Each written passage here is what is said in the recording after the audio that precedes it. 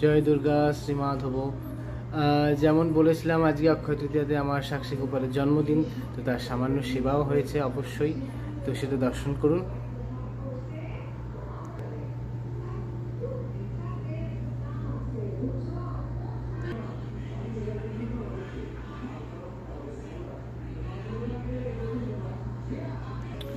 আপনারা দর্শন করলেন, ভোগ দর্শন করলেন, ভোগ দর্শনে অবশ্যই দুর্ভোগ কাটে।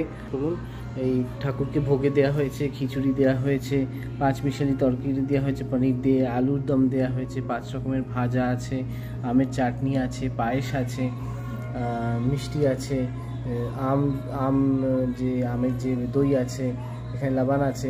আচ্ছা, যেটা সব থেকে বড়ো কথা, দেখুন আমি কিন্তু থালার সামনে আগে মিষ্টিটা দিয়েছি, কারণ গোপালের সব থেকে প্রিয় হচ্ছে আগে মিষ্টি, তাই জন্য উনি মিষ্টি দিয়ে ভোগ শুরু করেন।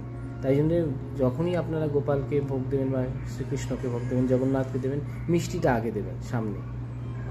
জয় দুর্গা শ্রী মাধব।